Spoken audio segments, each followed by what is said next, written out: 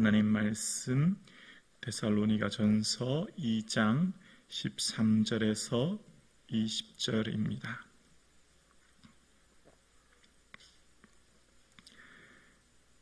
오늘 나에게 주시는 살아계신 하나님의 말씀입니다. 우리 다 함께 고백드리겠습니다.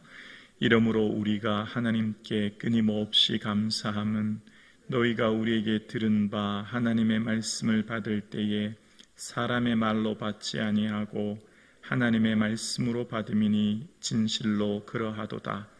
이 말씀이 또한 너희 믿는 자 가운데서 역사하느니라. 형제들아, 너희가 그리스도 예수 안에서 유대에 있는 하나님의 교회들을 본받는 자 되었으니 그들이 유대인들에게 고난을 받음과 같이 너희도 너희 동족에게서 동일한 고난을 받았느니라.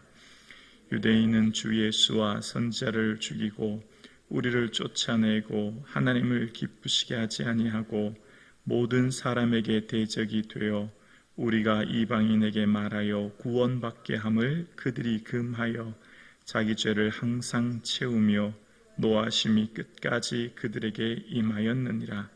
형제들아, 우리가 잠시 너희를 떠난 것은 얼굴이요 마음은 아니니 너희 얼굴 보기를 열정으로 더욱 힘썼노라. 그러므로 나 바울은 한두 번 너희에게 가고자 하였으나 사탄이 우리를 막았도다.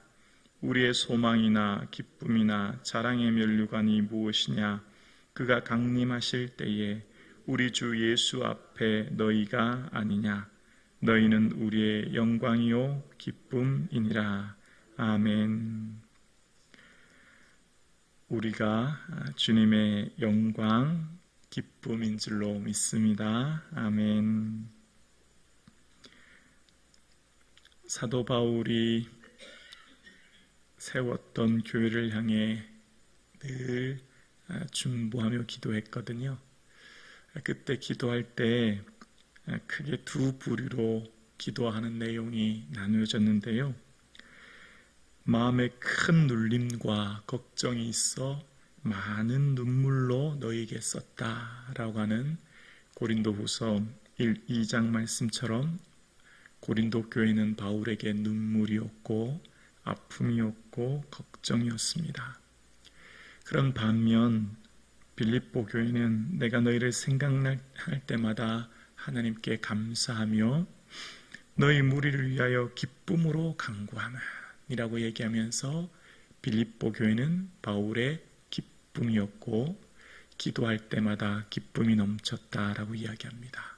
그래서 사도 바울은 빌립보 교회를 향해 나의 사모하고 사랑하는 자들, 기쁨이요 멸류하는 자들이라고 얘기했고, 오늘 데살로니가 교회를 향해서도 너희는 우리의 영광이요 기쁨이다 라고 이야기합니다. 어쩌면 우리의 삶도 예수님 볼 때 이렇게 나눠지지 않을까 생각해 봅니다. 예수님은 우리를 위해 끊임없이 중보기도 하시는 분이거든요.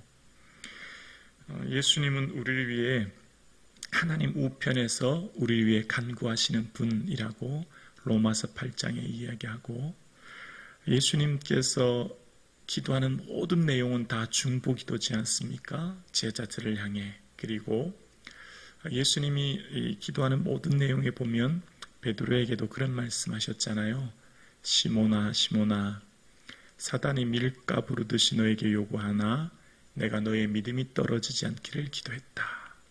그러니까 베드로도 예수님을 저주하고 부인했고 가룟 유다도 예수님을 팔았지만 말씀을 묵상하다 보면 베드로가 돌이키고 제자로 쓰임받았던 건 전적인 예수님의 중보기도가 였음을 보게 됩니다. 너는 돌이킨 후에 형제를 굳건하게 하라 라고 하셨던 것처럼 예수님의 그 기도가 베드로를 살린 것처럼 예수님의 기도가 오늘 우리를 살게 하는 줄로 믿습니다. 내가 비옵는 것은 이 사람들만 위함이 아니요 이 사람들의 말로 말미암아 나를 믿는 자들 위함이다 라고 요한복음 17장에 말씀하셨던 것처럼 요한복음의 17장에 예수님의 중보기도가 가득 차 있는데 그 중보기도의 내용을 보면 제자들을 향해 기도하고 계시고, 또 예수님께서는 제자들의 말을 듣고 믿는 사람들을 위해서도 중보기도 한다. 오늘 우리죠. 우리를 위해 중보하고 계신 것입니다. 그 예수님의 은혜로 오늘 우리도 살고 있는 줄로 믿습니다. 그래서 오늘 13절에 보면 이렇게 얘기해요. 이러므로 우리가 하나님께 끊임없이 감사함은, 데살로니가 교회가 베드로에게 기쁨이 되었고 끊임없이 감사의 기도 제목이 넘쳤다는 거예요. 그 구체적인 내용이 13절에 나옵니다. 너희가 우리에게 들은 바 하나님의 말씀을 받을 때에 사람의 말로 받지 아니하고 하나님의 말씀으로 받음이니 진실로 그러하도다. 이 말씀이 또한 너희 믿는 자 가운데서 역사하느니라. 아멘. 똑같이 말씀을 전한 거예요. 데살로니가에서 똑같이 하나님 말씀 전했는데 유대인들은 듣고 마음에 시기가 일어나서 불량배들을 동원해서 데살로니가를 소동하게 만들었는데, 그런데 반면 어떤 경건한 사람들과 기부인들은 똑같이 바울의 말을 들었는데 그 말은 하나님이 우리에게 주신 말씀이다 라고 아멘하여 받아들이게 되었고, 이 말씀이 믿는 그들에게 역사하여 어떤 일이 있었죠?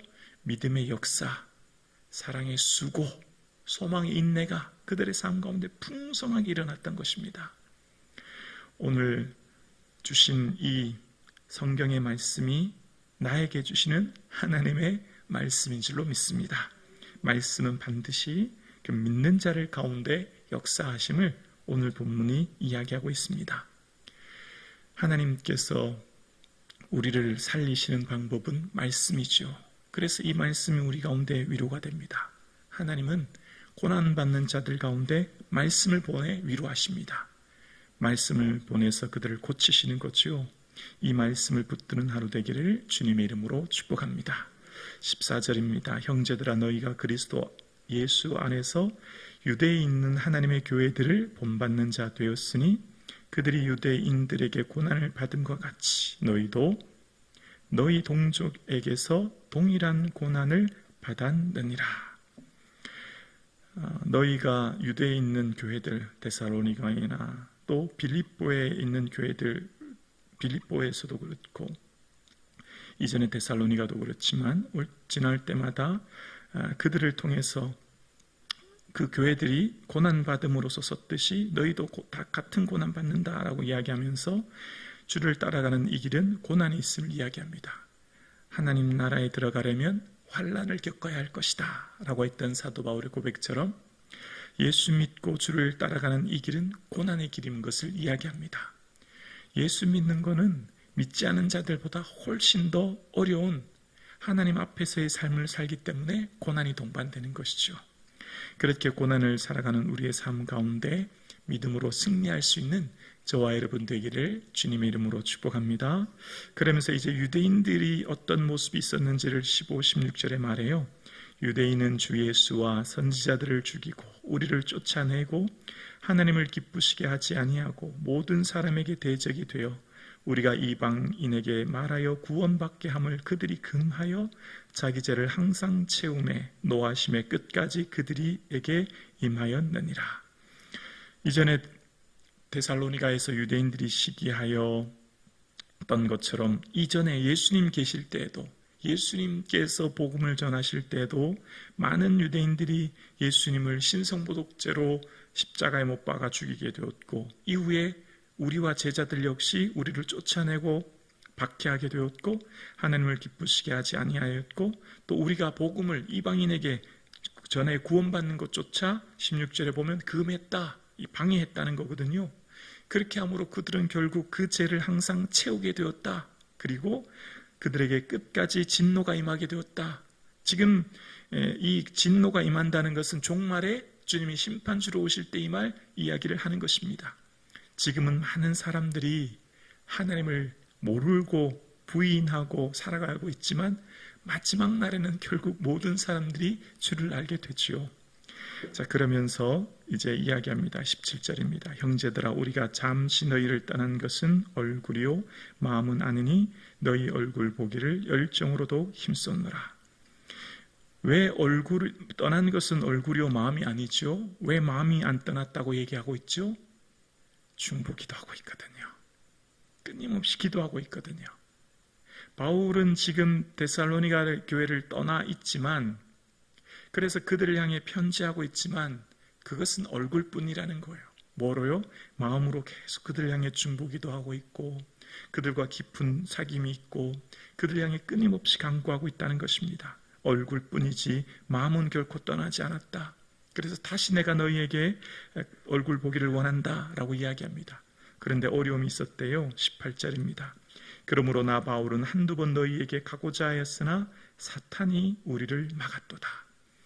바울이 지금 느끼고 있는 것, 데살로니가에서 유대인들이 시기하여 밤에 급히 베레아로 올 수밖에 없었던 것, 또 베레아에서도 말씀 전하는데 데살로니가 있는 사람들이 베레아에서도 바울이 하나님 말씀 전한다라고 해서 거기까지 와서 또다시 소동을 일으켜서 베레아에 있는 성도들이 바울을 아덴까지 보내야 했던 것, 이 모든 일들 속에 바울이 다시금 데살로니가로 가려고 했지만 사단이 우리를 막았다라고 하는 것을 통해서 끊임없이 하나님을 믿지 않은 자들이 배후의 역사는 사단으로 말미암아 방해했음을 이야기하는 겁니다. 그리고 사도 바울의 이제 그 신앙의 고백, 내가 당신들을 얼마나 기쁘게 여기는지를 아십니까? 라고 하면서 19절에 이야기합니다. 우리의 소망이나 기쁨이나 자랑의 면류관이 무엇이냐? 그가 강림하실 때 우리 주 예수 앞에 너희가 아니냐. 19절에 밑줄을 그었으면 좋겠습니다. 당신들은 나의 소망이요 기쁨이요 자랑의 면류관입니다. 자, 또다시 바울이 고백하는 내용이 19절 중간에 있어요. 그가 강림하실 때에, 그가 강림하실 때에. 이 강림이라고 하는 의미는 황제가 그가 다스리고 있는 속국의 성을 방문할 때 쓰는 단어거든요. 그리고 그 속국의 성주가 고위 관료들이 나와서 맞이할 때 쓰는 단어가 이 강림인데, 바울의 생각 속에 끊임없이 기억하는 게 뭐라고요? 천국이에요, 천국. 그리고 다시 오실 예수님이에요. 지난 시간에도 기억나시죠? 12절에 하나님이 우리를 부르사 자기 나라와 영광에 이르게 하시는 하나님. 1장 마지막 10절에도 이는 장래에 노하심에 우리를 건지시는 예수. 바울은 늘 매사에 생각하는 게 예수님 다시 오십니다. 또 내가 그 하나님 나라에 갈 것입니다. 그래서 그 모든 고난을 이기면서 사역하는 거지요. 그러면서 뭐라고요? 당신들은 나의 소망, 기쁨, 자랑이라는 거예요. 사도 바울의 삶 가운데 기쁨은 물질, 재력, 권력이 결코 아니었습니다. 그가 세웠던 그 어린 교회들, 3주밖에 되지 않았지만 그 교회들이 믿음 가운데 서가는 것이 그에게 기쁨이었죠. 여러분의 기쁨은 어떤 것입니까? 오늘 우리의 자랑은 무엇입니까? 오늘 우리의 소망은 무엇입니까? 예수 그리스도인 줄로 믿습니다. 그리고 우리의 모든 소망은 우리의 삶 가운데 재력이요 권력이요 명예가 아니라 주를 위해 살았던 삶이 될 줄로 믿습니다. 예수님 기쁘시게 하기 위해 예배드리고 기도하고 전도하고 예수님 위해 주님 기뻐할 것을 위해 살아낸 것이 결국 우리의 기쁨이 될 줄로 믿습니다. 사도 바울의 삶 가운데 그가 강림하실 때 우리 주 예수 앞에서, 이것이 사도 바울의 늘 품는 고백이었어요. 오늘 눈을 뜨시면서도, 오늘 눈을 감으면서도 예수님 어서 오시옵소서, 내가 주님 곧 만날 날을 기다립니다. 그렇게 고백했던 이 바울의 고백이 20절에 너희는 우리의 영광이요 기쁨이니라 라고 고백합니다. 사도 바울의 삶 가운데 기쁨이 되고 영광이 되었던 것은 어린 3주밖에 되지 않았던 데살로니가 교회가 믿음 안에 굳건히 서갔던 것이 그에게 기쁨이 되었다 이야기합니다. 함께 예배드리시는 우리 사랑하는 성도님, 예수님이 우리를 보시면서 기뻐하시는 것, 뭘 기뻐하실까요? 고난이 있지만, 어려움이 있지만, 힘들지만, 그러나 믿음으로서 인내의 경주를 하며 주님 앞에 나와 예배하고 기도하고 믿음으로 살아가는 것인 줄로 믿습니다. 이것이 주님 보시기에 기쁨이 될 줄로 믿습니다. 힘을 내십시오. 하나님께서, 예수 그리스도께서 우리를 보시며 기뻐하십니다. 곧 주님 만날 것입니다. 얼마 남지 않았습니다. 곧 주님 만날 그때에 얼굴과 얼굴을 대면하여 배울 그날을 바라보는 이 하루 되기를 주님의 이름으로 축원합니다.